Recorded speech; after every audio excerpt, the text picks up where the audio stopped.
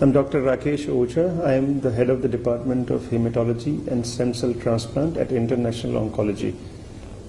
We treat a variety of hematologic diseases.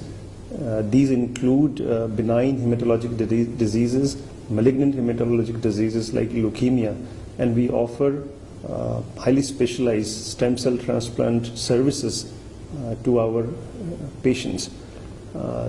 Some of the common diseases that we treat include anemia, thrombocytopenia of various etiologies. We treat malignant conditions like acute leukemia, multiple myeloma, lymphoma, Hodgkin's disease, and we treat benign diseases like aplastic anemia, which are highly lethal. For a variety of diseases, we use chemotherapy to treat these diseases, but sometimes cure is not possible by use of chemotherapy alone. In such cases, patients are identified and selected for undergoing stem cell transplantation. Stem cell transplantation requires that an HLA matched sibling is available within the family. The donor has to be a sibling which must HLA match with the patient before transplantation can be done. In most circumstances, parents, first cousins, or anyone outside of the family cannot serve as a donor. So once a patient is identified and a donor is identified, transplantation can be a possibility to get rid of the disease. Before transplantation can happen, patients and the donor, they undergo a variety of testing to make sure that they are eligible for transplant, that the patient is reasonably fit to undergo high doses of chemotherapy required. We make sure that both the patient and the donor, they do not have any infectious diseases like hepatitis or HIV, because it can become a problem in severe immunocompromised state that happens post-transplant. So once a patient is identified, a donor is identified, and they undergo somewhat rigorous selection criteria, they are admitted to the hospital for close to a month. For about a week or so, they require high doses of chemotherapy to get rid of the leukemic process. This is referred to as ablative treatment.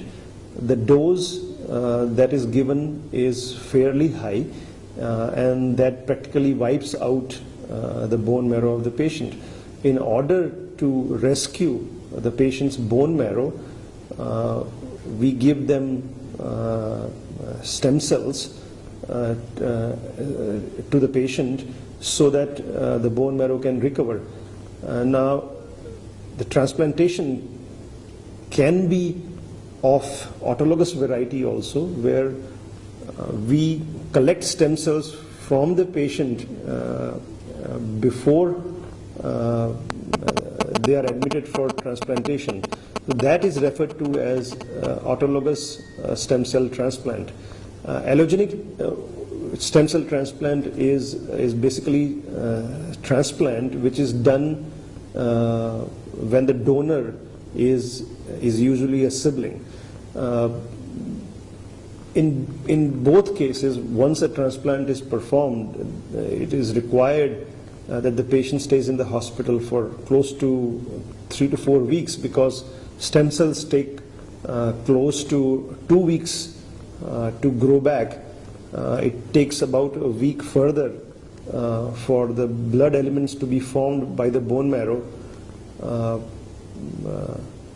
and a week beyond that it is required to get free from transfusion requirements, free from infections before the patient is eventually discharged. Post-transplant follow-up has to be very close, at least for first 3 months, because this is a very high-risk period, and patients are at risk of getting infections and certain complications, like immunologic complications like graft versus host disease in allogenic transplants. So even after a patient is successfully discharged from the hospital, close to 3 months post-transplant is a fairly high-risk period, requiring very close follow-up in the OPD, which is almost on a weekly basis. Beyond that, after first 100 days, the follow-up gets less intense. It can be usually every 2 weeks or so for up to 6 months before patient achieves stability, and then we reduce the follow-up to up to a monthly basis. Now, the follow-up required in allogenic transplantation is much more intense, but in autologous transplant, after 3 to 4 months or so, the degree of follow-up, the requirement of follow-up is much less intense than in allogenic transplants.